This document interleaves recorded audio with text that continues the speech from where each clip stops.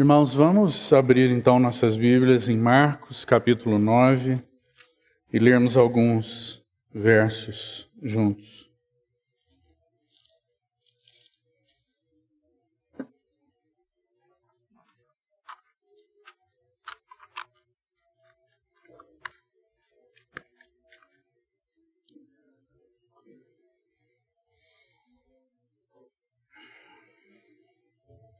Vamos ler a partir do verso 14.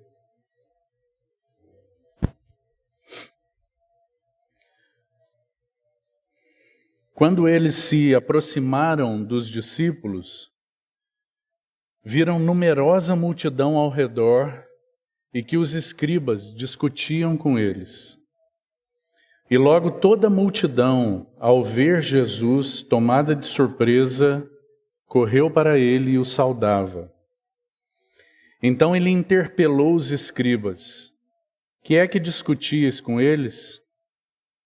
E um dentre a multidão respondeu: Mestre, trouxe-te o meu filho, possesso de um espírito mudo.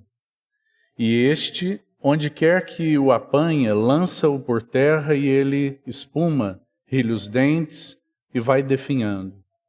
Roguei a teus discípulos que o expelissem e eles não puderam. Então Jesus lhes disse: ó geração incrédula, até quando estarei convosco? Até quando vos sofrerei? Trazei-mo. E trouxeram-lhe. Quando ele viu a Jesus, o agitou imediatamente o agitou com violência, e caindo ele por terra, revolvia-se, espumando. Perguntou Jesus ao pai do menino: há quanto tempo isso lhe sucede? Desde a infância, respondeu.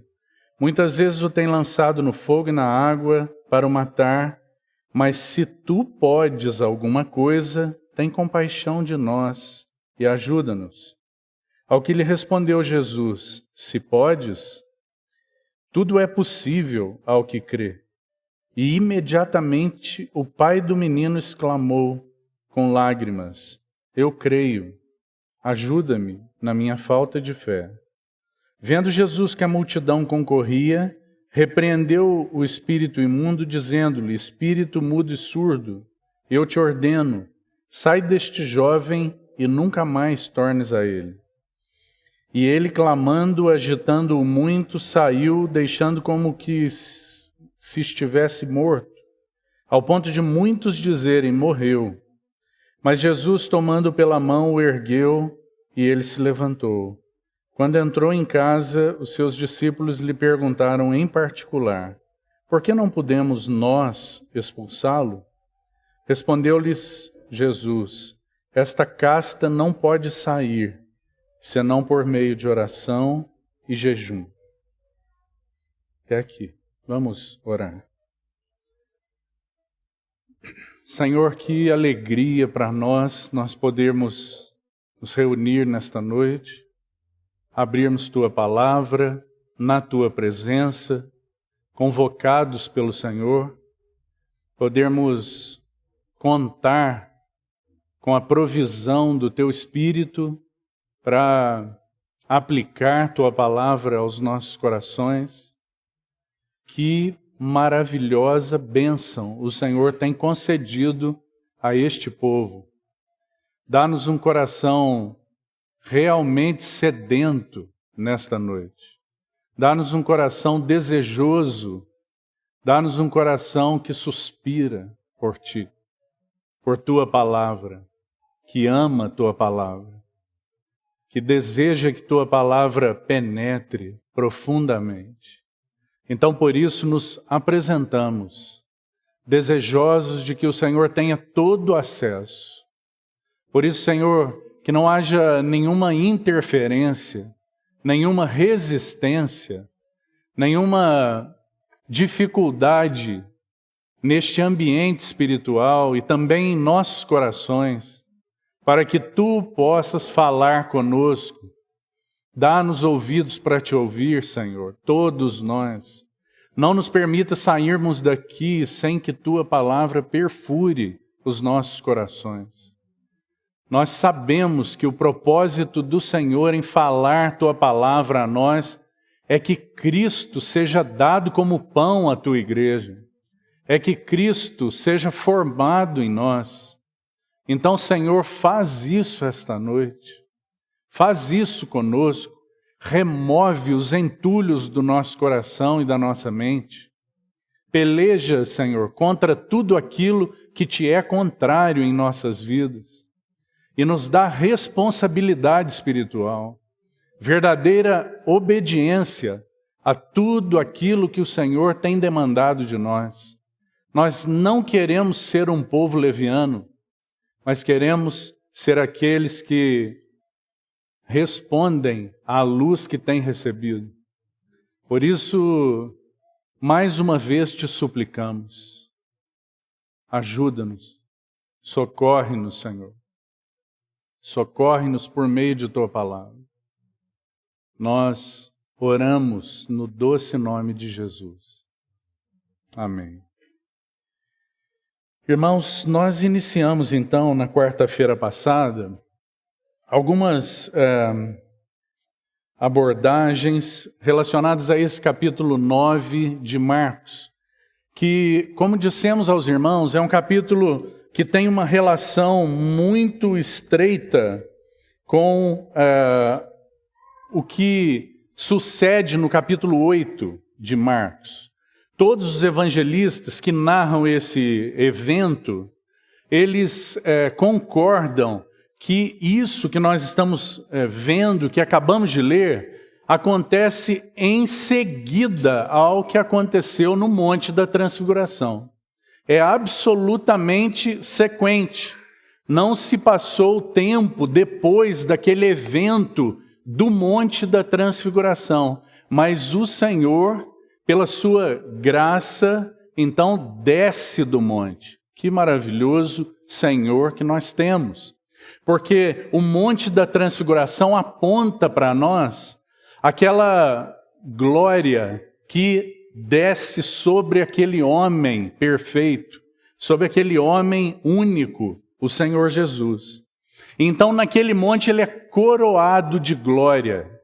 O Senhor e o servo, coroado de glória. Sua humanidade perfeita é reconhecida e testemunhada, os céus se abrem. Então o Pai diz, mais uma vez, este é o meu Filho amado. Eu tenho nele todo o prazer, ele é o meu eleito, a ele ouvi. E o que acontece de forma tão maravilhosa, grandiosa, naquele monte, diz respeito a esse homem perfeito, mas talvez a nota mais importante para nós aqui seja a relação entre o monte e o vale. Porque o Senhor Jesus, naquele monte, ele está coroado de glória. Ele tem a glória recebida como homem perfeito. Ele está totalmente aprovado diante de Deus. Ele representa o propósito de Deus para todo homem. Aquilo que Deus intentou para o homem, ele viveu como homem. E como homem perfeito, ele é coroado de glória. Mas, irmão, ainda naquele monte, há apenas 6 meses da cruz, depois de 3 anos de ministério, o Senhor ainda travaria suas mais duras batalhas, voluntariamente, porque como homem ele estava absolutamente completo, perfeito, e ele poderia ascender aos céus a partir do Monte da Transfiguração, um homem perfeito. Mas ele manifesta, inclusive lá, o anelo de seu coração. E como ele se encarnou destinado a uma missão sublime.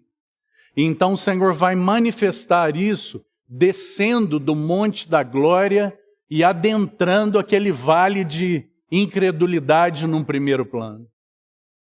O Senhor lidou com incredulidade sua vida toda, irmão. Talvez o inimigo mais feroz que o Senhor encontrou nos corações seja a incredulidade. O Senhor lidou em todo o seu ministério com incredulidade. Ele manifestou aquilo que no coração de Deus era trazido como provisão para todos os homens, mas não havia quem o reconhecesse. Eles o rejeitaram, o desprezaram, e ele seguiu resolutamente, porque não dependia exclusivamente de nada para que o Senhor cumprisse sua missão. O Senhor não dependia de aprovação ou reprovação para que seguisse resolutamente para cumprir sua missão. Então esse homem perfeito desce do monte e adentra aquela atmosfera de incredulidade. E o que nós vemos é que do coração do Senhor brota um gemido angustiante e dolorido. Porque o Senhor olha para aquela cena e ali nós temos muitos personagens, como já dissemos. Nós temos, por exemplo, os discípulos do Senhor, eles estavam ali. 9 deles estavam no vale. Apenas 3 foram para o monte com o Senhor. Seus discípulos estavam ali. Mas o que o Senhor encontrou naquela atmosfera do vale é incredulidade em todos os que estavam naquela circunstância. Desde seus discípulos até o jovem possesso. Mas o Senhor resolutamente desceu daquele monte glorioso para o vale da incredulidade, para combater a incredulidade, para tomar aqueles por quem ele se entregaria pela mão e os conduzir para fora daquela prisão chamada incredulidade, para que pudessem crer, ter seus olhos abertos, seguirem após o Senhor, caminharem com Ele e terem toda a provisão para aquilo que Ele desejava que fossem. Assim como aconteceu com todos nós aqui, essa é a nossa história. O Senhor também se dispôs no seu coração a nos encontrar. E Ele nos buscou. Não fostes vós que escolhestes a mim, eu escolhi a vós outros. Que maravilhoso amor. E o Senhor segue encontrando aqueles que são dele, graças ao Senhor. Então, ele desce do monte e encontra os escribas. Apenas uma breve introdução. Ele desce do monte, em primeiro plano ele encontra os escribas. Quem eram os escribas? Os escribas eram aqueles que tinham um perverso coração de incredulidade. Uma incredulidade específica, já que nós temos pelo menos 4 personagens como listamos. Primeiro os escribas, uma incredulidade voluntária e persistente. Uma incredulidade severa, dura, e eles estavam a discutir com os discípulos. Irmão, que o Senhor nos ajude. Que o Senhor nos ajude para que nós sejamos livrados de toda e qualquer incredulidade. Porque nós somos aqueles que professam crer em Jesus. E se somos os que creem em Jesus, então nós estamos habilitados para reconhecer tudo que procede dele. Mas sabe qual é o problema? É que nós, muitas vezes, baseamos nossa vida com o Senhor em experiências passadas e não numa relação íntima, vital, diária com Ele. Então nossa percepção espiritual vai sendo perdida e nós deixamos de perceber aquilo que procede de Deus e o que não procede de Deus. Que o Senhor nos ajude. Esses eram os escribas. Um coração endurecido. Eu citei para você, eu deveria ter citei um texto de Hebreus, mas o texto que eu queria era Hebreus 3. Então eu queria que você abrisse sua Bíblia comigo para nós lermos um verso lá. Na reunião passada, o versículo que eu queria é Hebreus 13:12, mas nós fomos a Hebreus 12. Então, hoje gostaria de ler alguma coisa com você no capítulo 3, apenas para fortalecer alguns pontos relacionados a essa incredulidade que vemos nos escribas. Irmão, apenas para sua anotação aí, o Senhor Jesus, em Mateus capítulo 23, há uma abordagem do Senhor em relação aos escribas e fariseus. Há uma grande porção lá, se não me falha a memória, a partir do verso 14 de Mateus 23. Na sua casa, leia esse texto. Nesse texto, por 10 vezes, o Senhor vai dizer: ai dos escribas e fariseus, hipócritas. E então o Senhor vai citar uma série de coisas. Um capítulo tremendo, evidenciando o embate do Senhor com a incredulidade. Nós sabemos que o Senhor os amava. O Senhor deu inúmeras oportunidades a eles. Nós estamos lendo aí mais uma nova oportunidade.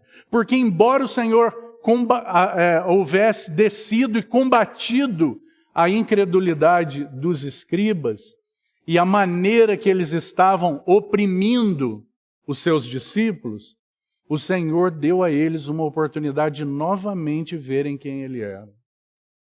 E Ele lida com aquele espírito maligno, operando um maravilhoso sinal. Você sabe que quando o Senhor deixou aquela região da Galileia e chamou seus discípulos para subirem para Cesareia de Filipe, ele teve um último embate com os fariseus e com os escribas, você lembra? E eles pediram um sinal. E o Senhor disse que eles não receberiam um sinal. Mas aqui, depois de todo esse evento do Senhor chamando seus discípulos a uma vida mais elevada, do Senhor sendo coroado de glória no monte, então agora novamente o Senhor encontra os escribas e fariseus. E agora o Senhor, mais uma vez por seu coração amável, Ele dá uma nova oportunidade a eles de verem quem Ele é. E Ele opera novamente um sinal glorioso que apontava para Ele, sua glória, seu poder, sua autoridade sobre o mundo das trevas, sua capacidade para salvar. Que maravilhoso Senhor! Mas eles não puderam crer por causa da incredulidade. E então, Hebreus capítulo 3, o verso que gostaria de ter lido na reunião passada, é o verso 12, que diz assim: tende cuidado, irmãos, jamais aconteça haver em qualquer de vós perverso coração de incredulidade que vos afaste do Deus vivo. Meu irmão, deixa eu dizer uma coisa para você. O capítulo 3 de Hebreus é um capítulo muito maravilhoso, como toda a carta.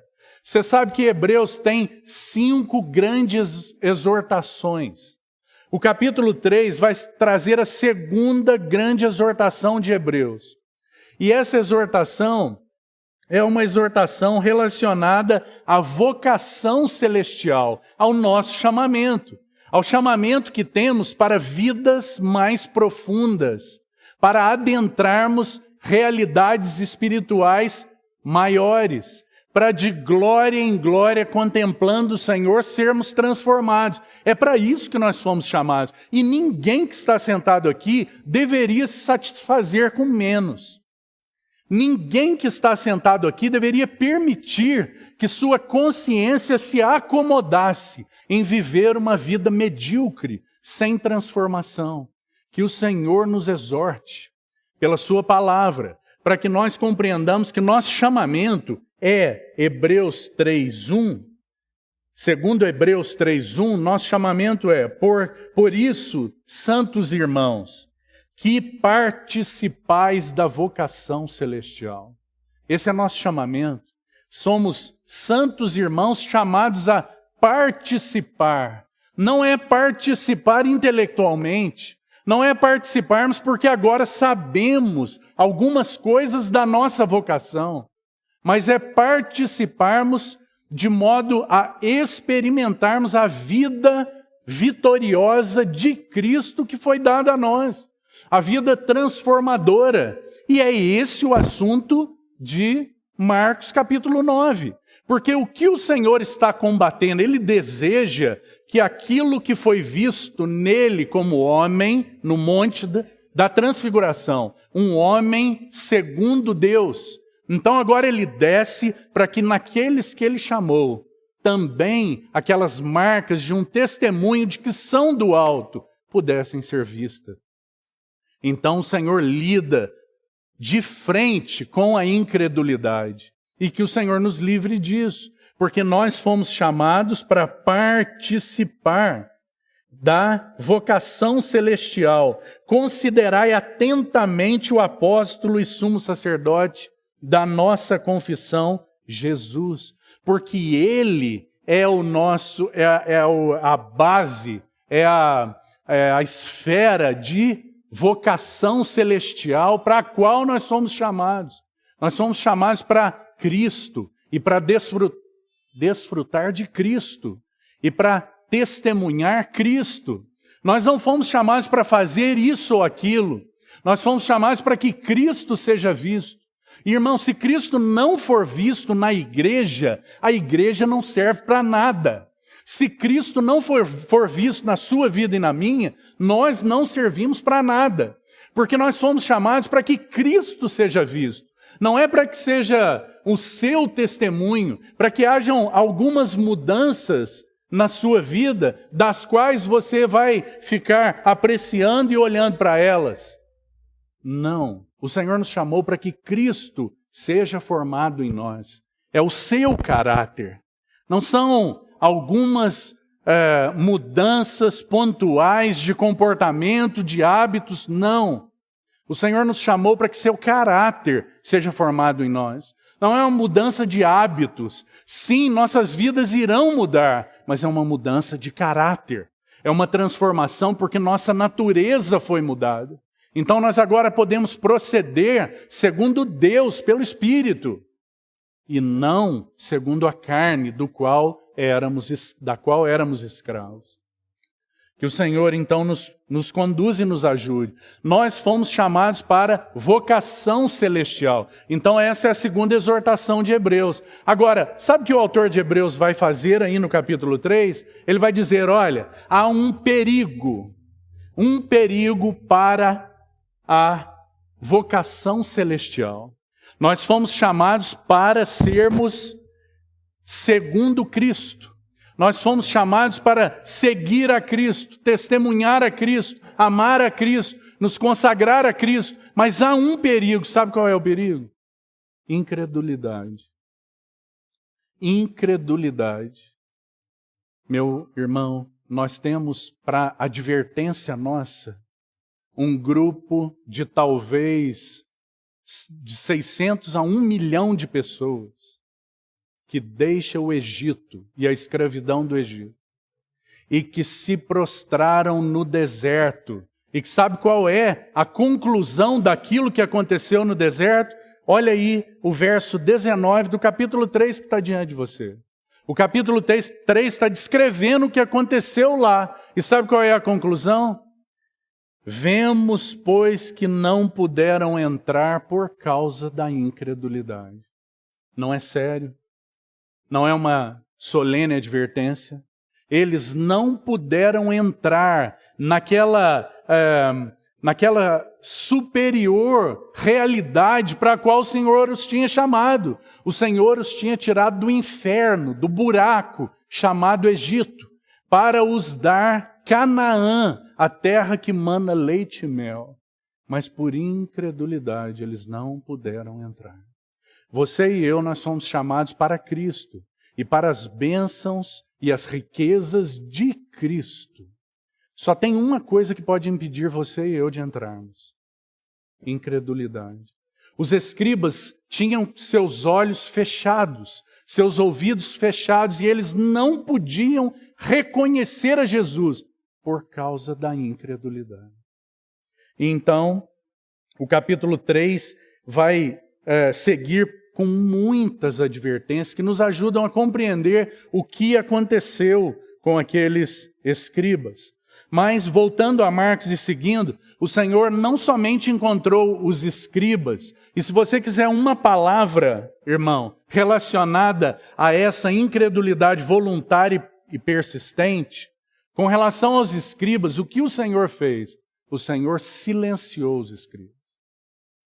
Aqueles escribas incrédulos que estavam pressionando os discípulos por causa do fracasso deles com o processo, eles foram silenciados pelo Senhor. Irmão, que haja uma oração nos nossos corações. Senhor, silencia com tua voz toda e qualquer incredulidade que se levante no meu coração. Silencia com tua voz poderosa toda e qualquer incredulidade que se levante relacionada a ti e a teu propósito e a tua palavra nessa assembleia. Silencia, Senhor.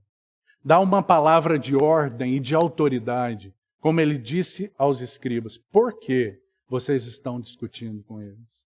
Como aquele pai que se põe adiante e em defesa dos seus filhos, dos seus filhinhos. Que maravilhoso. Que o Senhor se ponha adiante de nós e silencie toda e qualquer incredulidade que haja nos nossos corações. Mas com relação ao Pai, o Senhor ainda viu uma fé nascendo. Irmão, tem um versículo no Novo Testamento em que Paulo fala algo para Timóteo que nos ajuda a entender o que aconteceu aqui com esse pai. O apóstolo Paulo, no início da segunda carta a Timóteo, ele diz assim para Timóteo, que ele via em Timóteo uma fé sem fingimento. Aquela que havia sido vista primeiro no coração da sua avó, Lóide, e também da sua mãe, Eunice. E Paulo se recordava daquela fé sem fingimento. Então, o apóstolo Paulo diz isso para Timóteo, que ele conseguia se recordar da fé sem fingimento de Timóteo. E sabe o que nós vemos aí? Um pai que manifesta, sim, seu coração e sua incapacidade de crer, uma incredulidade involuntária, porque ele queria crer, mas não cria. Ele se dispôs a crer, mas não cria. Mas o Senhor o toma pela mão e nasce fé no seu coração. E então, maravilhosamente, o Senhor o conduz. Sabe quem nos ajuda a entender isso também? Tomé. Tomé também tinha no seu coração uma incredulidade involuntária. Ele cria no Senhor, mas ele ainda duvidava. Mas o que o Senhor faz com Tomé é tão diferente da atitude do Senhor com os escribas e fariseus? Por quê? Porque os escribas e fariseus manifestavam uma conduta hipócrita. O seu interior era distante do Senhor. Vocês me honram com os lábios, mas o coração está longe de mim. Agora, Tomé tinha um coração sem hipocrisia diante do Senhor. Então, o que o Senhor faz? Como fez com aquele pai, o Senhor toma Tomé pela mão, literalmente, e fala, Tomé, põe aqui a tua mão. Põe aqui a tua mão. O Senhor não fez isso para expor Tomé. O Senhor fez isso para curar Tomé. O Senhor fez isso para que Tomé pudesse ser curado de sua incredulidade. E o Senhor diz para ele, não seja incrédulo, mas crente. Que lindo. Agora, seguindo a partir de onde paramos, eu disse aos irmãos que haviam 4 aspectos. Primeiro, escribas, incredulidade voluntária e persistente. Depois, o pai do jovem e uma incredulidade involuntária. Um contraste entre essas duas situações. Mas agora, o terceiro personagem, digamos assim, dessa cena é o jovem. E nós temos aí a incredulidade do jovem. E ela é demonstrada por uma incapacidade. Uma incapacidade de assumir qualquer responsabilidade por si. A incredulidade do jovem era uma incredulidade incapacitante.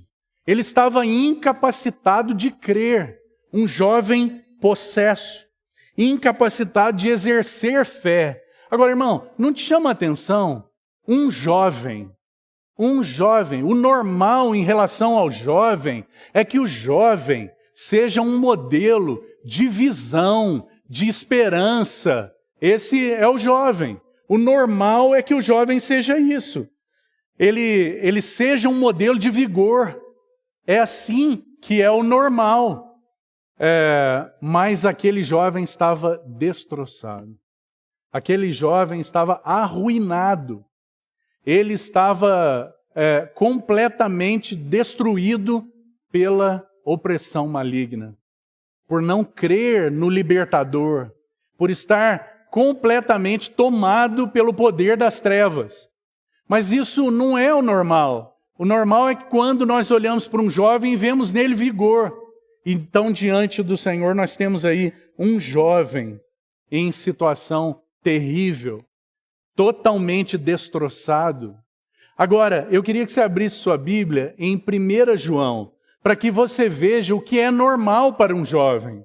1 João, há um texto maravilhoso que vai nos ajudar. 1 João, capítulo 2, veja o que João vai dizer aí. Não desmarque o texto de Marcos, mas vamos a 1 João. Em 1 João, capítulo 2, diz assim, verso 13. Pais, eu vos escrevo porque conheceis aquele que existe desde o princípio. Agora, jovens, eu vos escrevo porque tendes vencido o maligno. Guarda isso. Jovens, eu vos escrevo porque tendes vencido o maligno. Não é chocante nós vermos um jovem destroçado, arruinado, vencido pelo maligno. Um jovem que deveria ser modelo de fé, de visão, de esperança. Ele está destroçado pelo maligno. E aqui João está, então, nos ajudando a compreender o que são os jovens. Que característica é essa?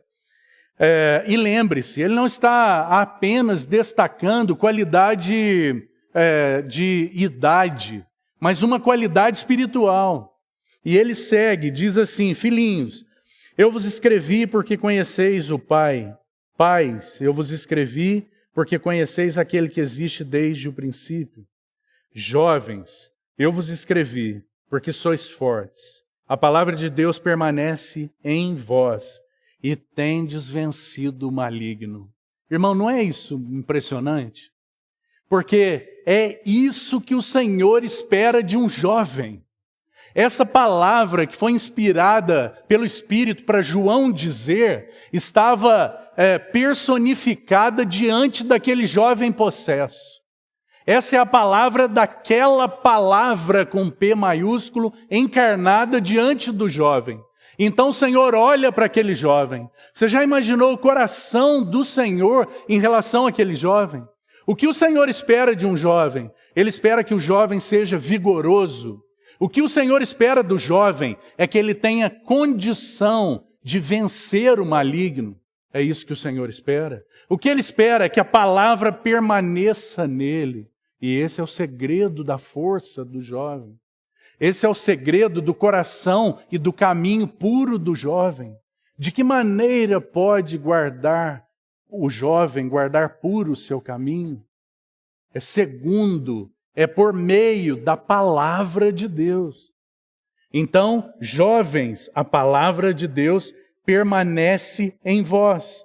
Mas nós temos um jovem que não é apenas um retrato terrível de uma vida arruinada, mas talvez esse jovem seja um retrato da humanidade arruinada pelo pecado, da incredulidade e pela ação maligna.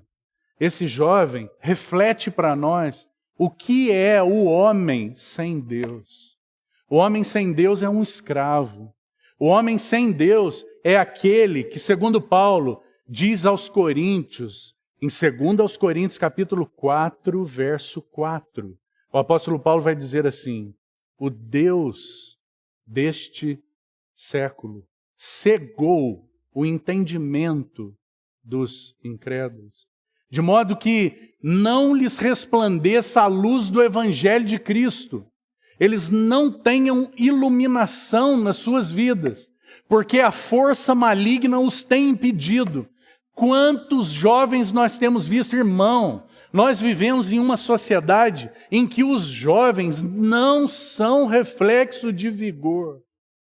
Nós estamos vendo jovens como um testemunho de desânimo, um testemunho de fraqueza. Nós temos uma geração de jovens suicida, fraca, alienada. E isso não é normal, isso é consequência do pecado. Mas diante daquele jovem está o Salvador, está o libertador. E o Senhor ama libertar. Então, diante daquele jovem está o maravilhoso libertador. E o Senhor olha para aquela vida arruinada, irmão, para aquela vida destroçada, incapaz de crer. E o Senhor então vai tratar aquela incredulidade. E o Senhor vai repreender, expulsar o inimigo para que aquele jovem seja liberto. Ele estava completamente cego. Ele estava completamente incapacitado. Mas o Senhor provê libertação. Que o Senhor nos ajude para que aqui entre nós temos muitos jovens aqui. E que você, jovem, se lembre que os fortes são aqueles que têm tido, por provisão de Deus, um espírito capaz de suportar as investidas do inimigo. Tem tido condição de suportar. Agora, jovem, não se iluda. Há um segredo de força. É uma comunhão íntima com o Senhor. Só isso pode nos fortalecer. Há um contraste que eu gostaria de mostrar para você sobre esse espírito jovem, sobre isso que o Senhor deseja ver nos seus, essa fé cheia de vigor, de força, naqueles com quem o Senhor pode contar. Agora, irmão, a pergunta para você e para mim, para nós todos aqui, o Senhor pode contar conosco? Ele tem encontrado em nós um depósito da sua palavra, que nos dá força para resistirmos ao maligno, para sermos fortes e para sermos então instrumentos do Senhor. Que o Senhor encontre aqui esses com quem Ele pode contar. Agora, irmão, podem haver muitos empecilhos na sua vida ou na minha, mas o Senhor fielmente tem nos mostrado, fielmente Ele tem nos chamado a avançar. Para que então haja uma resposta. Sim, Senhor. Sim, Senhor, é o que Tu dizes. É o que Tu queres. Sim, Senhor. Eu quero seguir após Ti. Então, para ilustrar ainda um pouco mais, eu gostaria que você abrisse em Josué, capítulo 14. Para vermos algo ali a respeito desse espírito dos jovens. Josué, capítulo 14...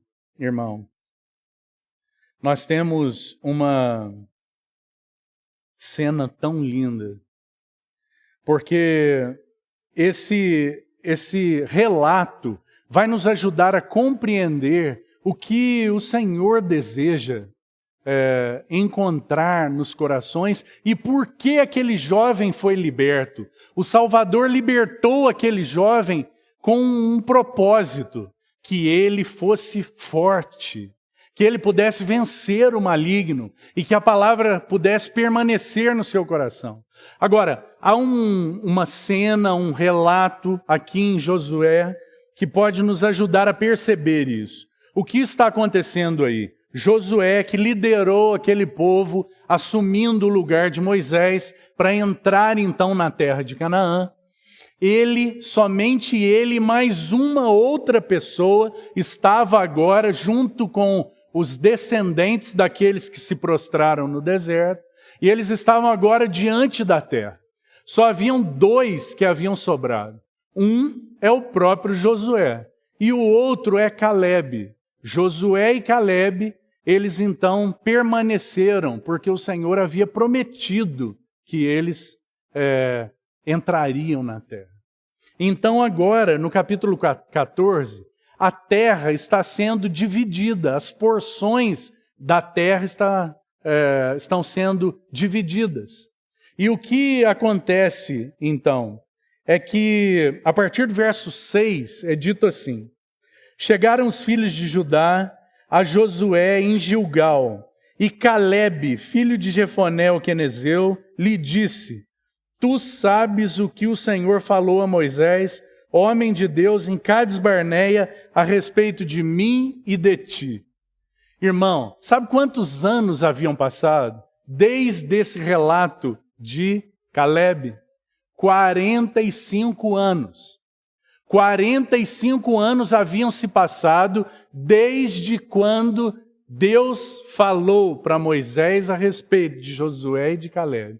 É o relato que ele está lembrando aí, irmão. Parece que havia algo no coração de Josué tão vigoroso que estava na ponta da língua dele, estava testemunhado na sua própria vida. O seu anelo permaneceu por 45 anos. Sabe quantos anos ele tinha lá quando foi designado para espiar a terra? Ele tinha 40 anos. 45 anos se passaram e agora você está vendo aí alguém com 85 anos. Mas sabe o que eu queria te dizer? Havia o vigor de um jovem em Caleb. E é tão impressionante, vamos ler o relato. Ele diz assim, verso 7. Tinha eu 40 anos quando Moisés, servo do Senhor, me enviou de Cádiz Barneia para espiar a terra. E eu lhe relatei como sentia no coração. E sabe qual foi o relato? Eia, subamos e possuamos a terra. Esse foi o relato de Caleb.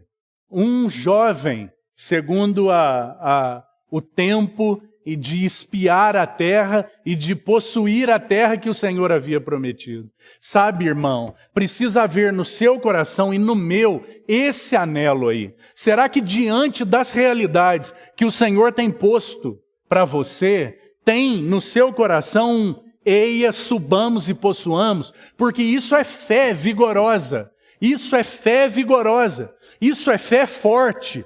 Isso é uma vida sem incredulidade.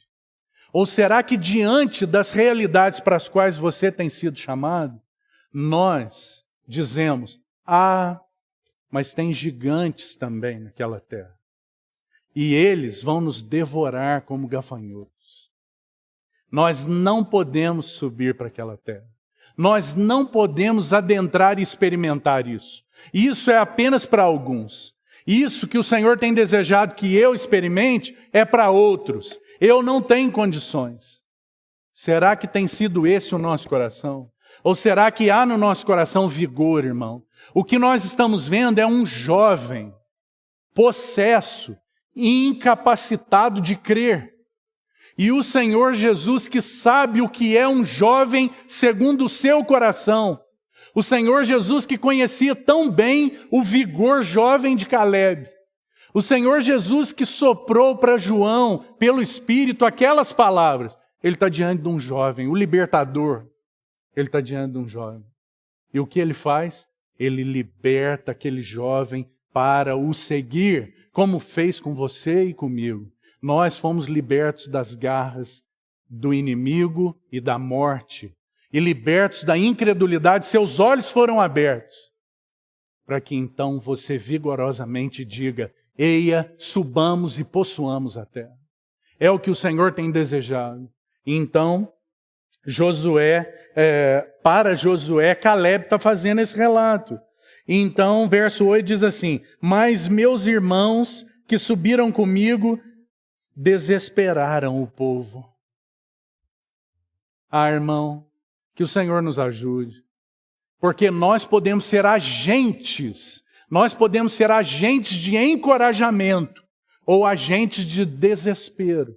Nós podemos ser aqueles agentes que encorajam o povo.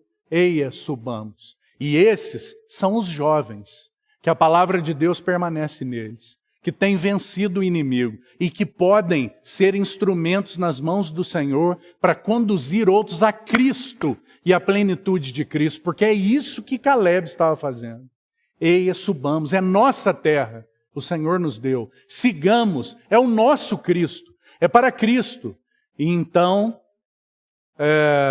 o Senhor tem desejado contar conosco e contar com esse Espírito nos nossos corações. Esse Espírito vigoroso e jovem, que suspira e que anela. e que traz na ponta da língua o seu anelo e o seu desejo por Cristo. Não apenas na sua língua, mas no seu viver, um desejo de possuir aquelas riquezas insondáveis de Cristo. Então, Josué segue e diz assim: os meus irmãos, eles desesperaram o povo. Eu, porém, perseverei em seguir o Senhor, meu Deus. Então Moisés me jurou, dizendo: certamente a terra em que puseste o pé será tua e de teus filhos, em herança perpetuamente, pois perseveraste em seguir o Senhor, meu Deus. Eis agora o Senhor me conservou em vida. Irmão, que coisa maravilhosa. Porque esse homem está com 85 anos. Lembre-se. Eis agora o Senhor me conservou em vida. Que o Senhor nos desperte, irmãos. Que o Senhor nos desperte, independente da idade aqui. Se houver aqui alguns desanimados com a vida da fé, alguns desanimados com a vida profunda, alguns desanimados com o fato de que o Senhor ainda tarda na sua avaliação. Mas, irmão, que o Senhor possa gerar em nós um espírito vigoroso, um coração vigoroso. Eis que agora já tenho 85 anos. O Senhor me conservou como prometeu. 45 anos há desde que o Senhor me falou aquela palavra, andando eu no deserto. Já agora sou de 85 anos. Estou forte ainda hoje, como no dia em que Moisés me enviou. Não é impressionante, irmão? Não é esse o anelo do seu coração? Estou eu forte ainda hoje, como naquele dia que o Senhor me enviou. Que o Senhor nos exorte nessa noite, irmãos. Porque eu sei, a começar por mim, que nós passamos por muitos períodos de desânimo, em que o nosso vigor se esvai como sequidão de estio. Mas que o Senhor, na sua provisão, Ele possa proferir aquelas palavras de vigor, de libertação, e nos conduzir para uma vida unida com Ele, que provê esse suporte para nós anelarmos e suspirarmos. Te faço uma pergunta: não é esse o espírito do arrebatamento? Não é esse o espírito da igreja que anela e que aguarda por Cristo? Não é esse estou ainda forte, como naquele dia em que o Senhor me encontrou e disse para mim: eu voltarei para te buscar. Não é esse o espírito da noiva? Estou ainda hoje forte, como quando o Senhor me encontrou e me prometeu. Que o Senhor nos ajude, nos conduza. Esta é a incredulidade encontrada no coração do jovem, incapacitante para ele, mas tudo é possível ao que crê. Incapacitante para ele na sua condição, mas ele foi levado pelo seu pai. E então o Senhor liberta aquele jovem. Que maravilhoso. Que cena linda, irmão. E Caleb é para nós um exemplo do que é um jovem segundo Deus. Do que é um jovem pela fé. Do que é um vigoroso pela fé. Que o Senhor possa encontrar caminho para desbaratar toda a incredulidade que persista nos nossos corações. E que assim nos afasta do Deus vivo. Seguindo então mais um ponto, havia naquela cena, além desses 3 personagens, ainda os discípulos. Aqueles que ficaram, 9 dos discípulos do Senhor ficaram no vale. E eles estavam lá. Agora, irmão, esses discípulos, eles estavam absolutamente eles não perceberam, eles não estavam conscientes da sua incredulidade. Eles não estavam conscientes da sua incapacidade. Havia uma incredulidade oculta e não percebida no coração daqueles discípulos. Daqueles que seguiram com o Senhor até ali por 3 anos. O Senhor os havia chamado, eles andaram com o Senhor.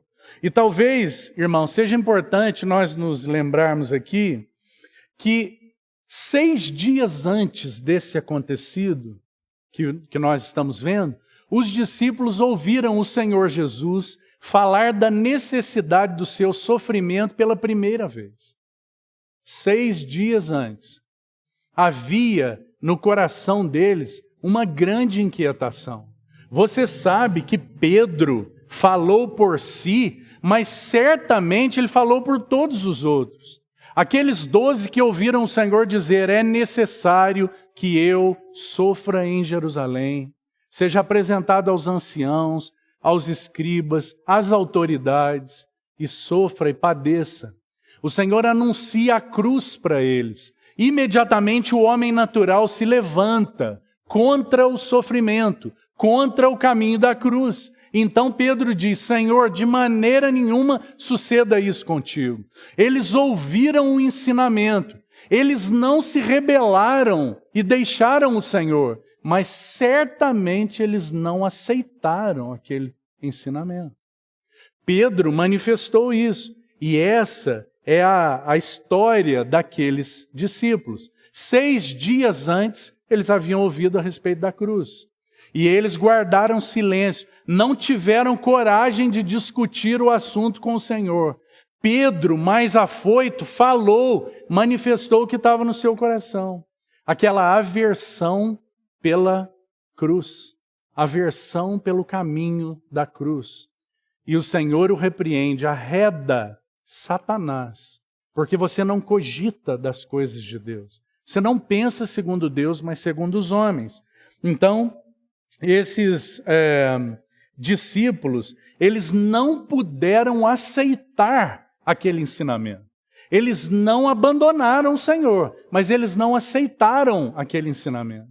Agora, eu queria que você abrisse comigo em Filipenses para pensarmos um versículo ali e compararmos com outro texto.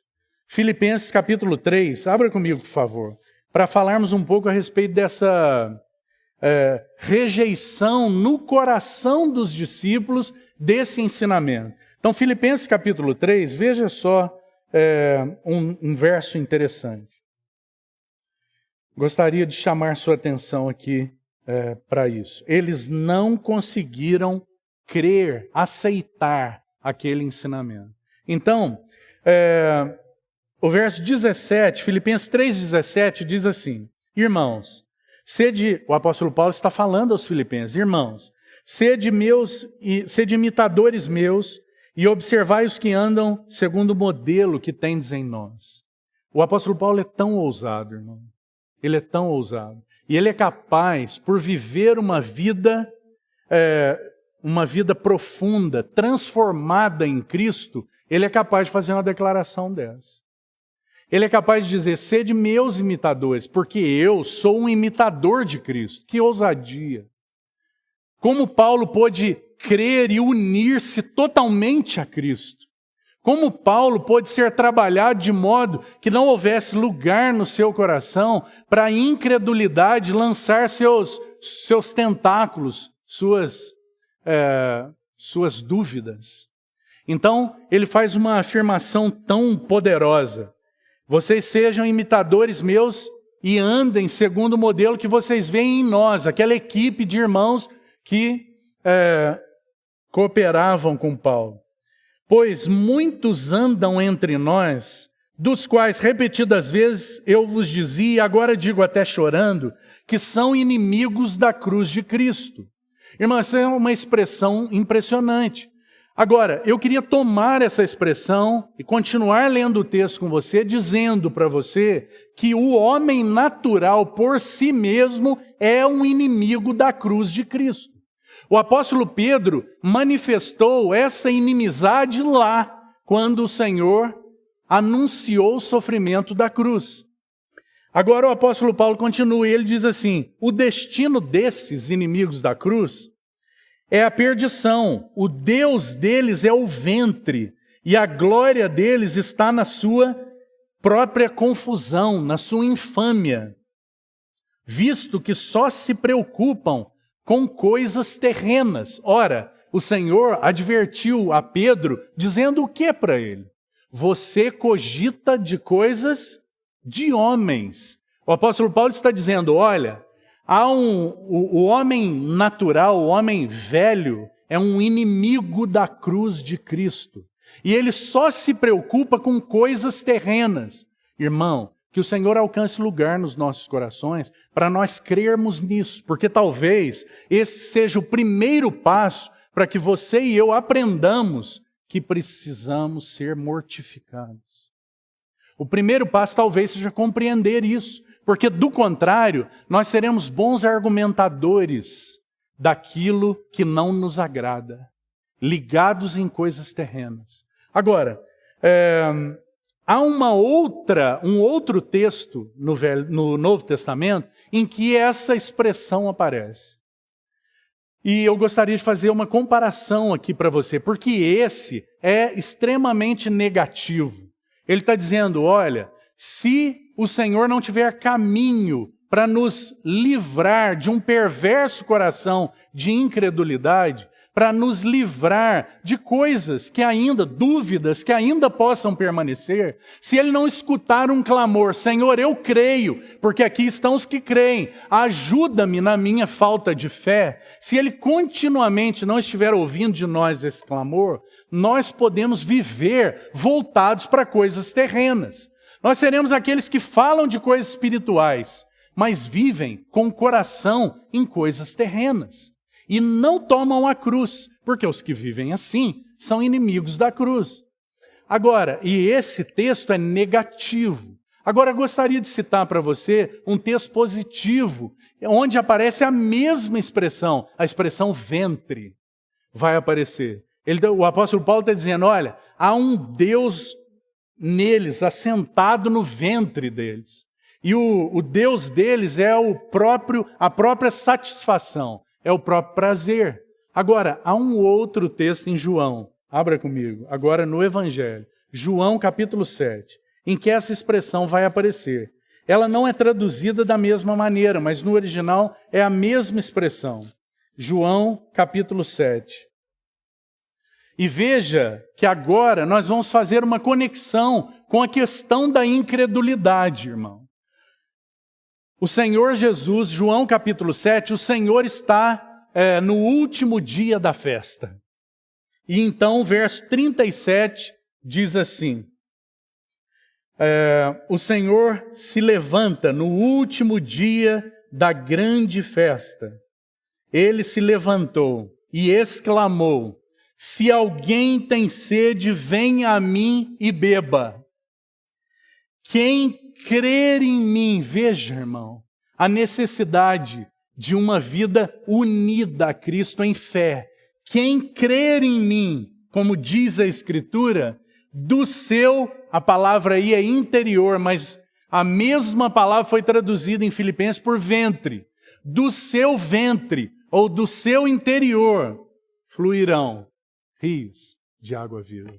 Fluirá, não agora, inimizade com relação à cruz, mas agora fluirá do seu interior rios de água viva. Os discípulos tinham sido chamados para isso.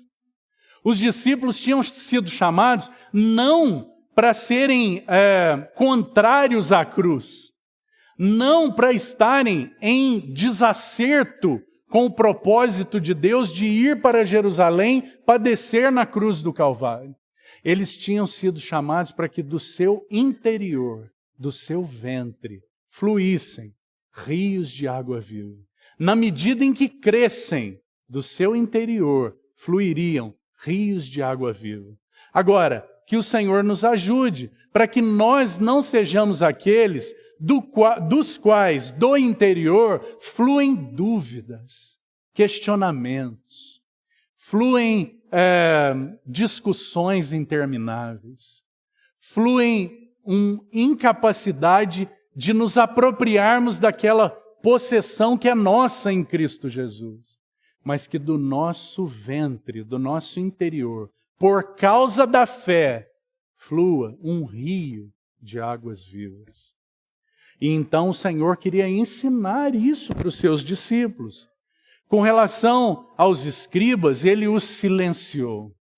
Com relação àquele pai, o Senhor o confortou na sua incredulidade involuntária. O Senhor o trata, gera fé naquele coração e ele então é confortado da sua situação terrível. Com relação ao jovem, ele libertou. E agora, com relação aos discípulos, ele os está instruindo. Ele está ensinando os seus discípulos. Eles tinham uma incredulidade, uma incapacidade de crer ainda oculta, eles não perceberam. Eles não se afastaram do Senhor, mas não puderam se unir totalmente a Ele. Eles não criam ainda, eles não puderam aceitar aquilo que o Senhor havia falado. Há um caminho de poder, e esse é o caminho da cruz. Eles não puderam crer. Um outro aspecto interessante, irmão, é que aqueles 12, eles tinham sido enviados pelo Senhor. E nesse envio, eles tiveram autoridade sobre os demônios, você lembra? O Senhor os havia enviado e eles haviam expelido demônios. Os demônios se submetiam a eles. Eles voltaram tão alegres e relataram isso para o Senhor. Eles disseram que puderam então pregar o evangelho e que os espíritos se submetiam a eles. E eles puderam expulsar aqueles demônios. E essa é uma outra nota importante. Mas agora algo acontece.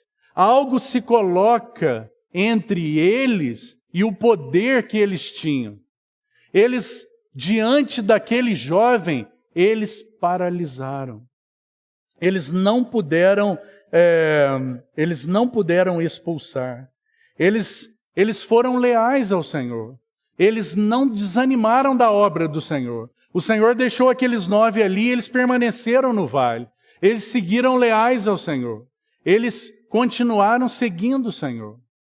Mas eles ainda eram incapacitados. Algo aconteceu. Mais uma vez eles estavam diante de um espírito maligno. E eles não puderam fazer nada. Diante daquele jovem, eles ficaram paralisados e impotentes. Agora uma pergunta, irmão, o que aconteceu? O que aconteceu com os discípulos que agora não puderam expulsar aquele demônio? O que havia entre eles e o poder que o Senhor os havia dado? Eles haviam sido enviados. Eles haviam repreendido espíritos malignos, mas agora eles não puderam fazer nada. O que estava acontecendo? Eles apenas puderam ser zombados pelos escribas. Faltou a fé vigorosa que eles uma vez tiveram quando enviados. Aquela fé que deveria ter crescido ainda era tão pequena. E eles não puderam fazer nada. Irmão, a primeira coisa interessante a ser considerada aqui é que eles não puderam lidar com aquele poder das trevas. Por quê?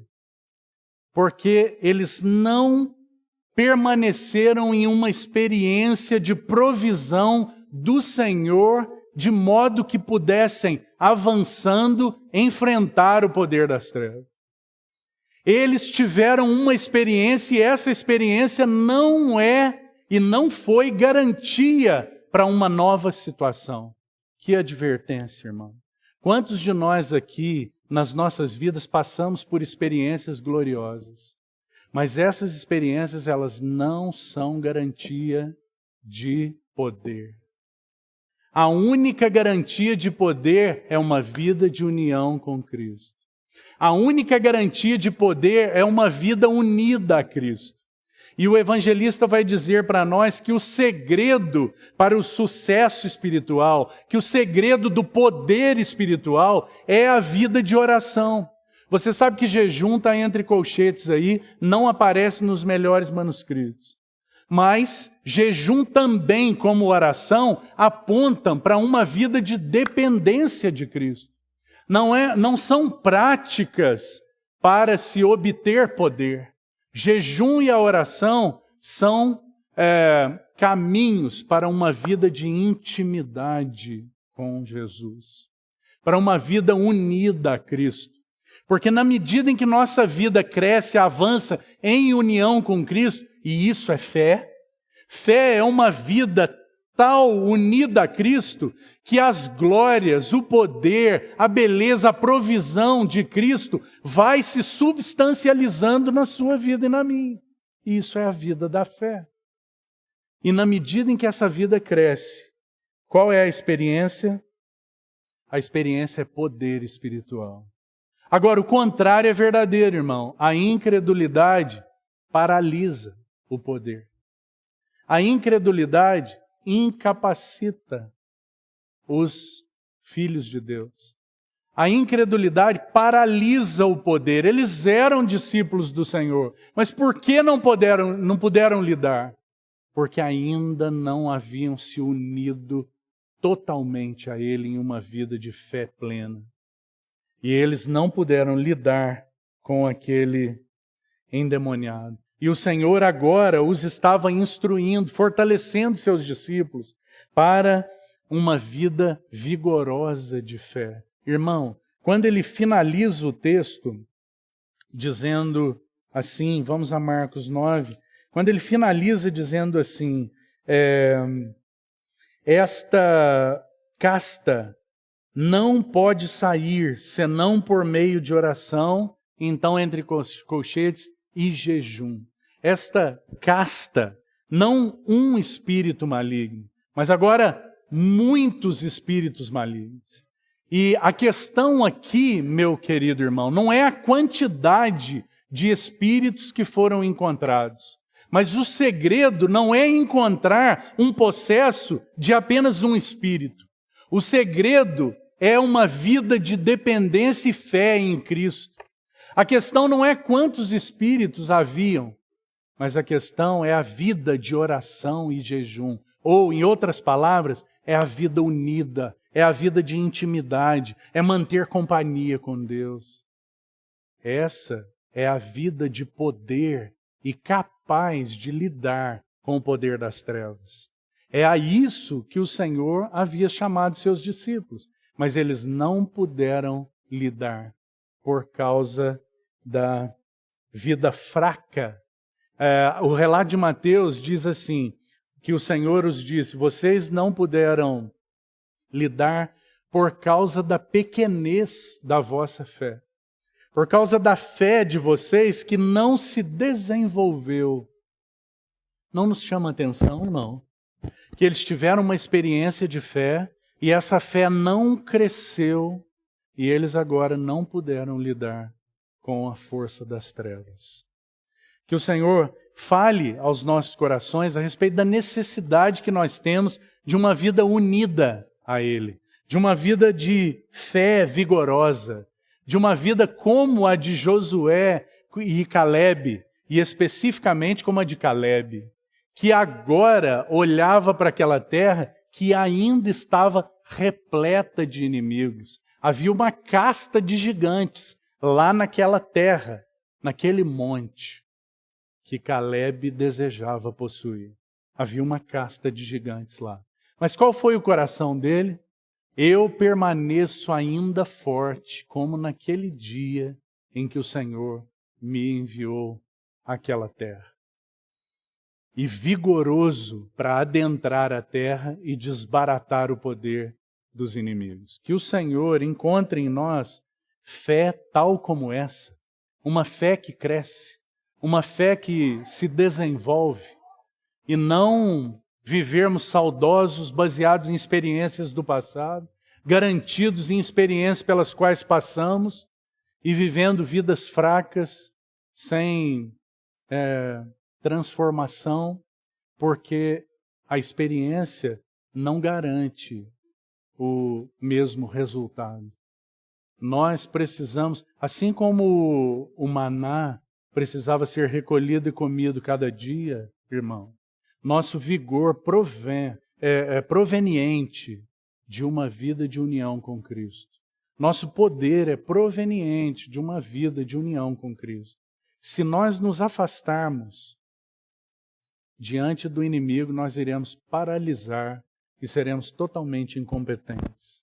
Mas o Senhor graciosamente toma o fracasso dos seus discípulos, lida com o poder das trevas, liberta o jovem e agora instrui os seus discípulos, para que eles pudessem seguirem uma vida vigorosa com Ele. Nós sabemos que eles ainda não compreenderam os efeitos de uma vida de união com Cristo. Eles só vieram a compreender isso depois que o Senhor morreu, ressuscitou e o Espírito Santo foi dado.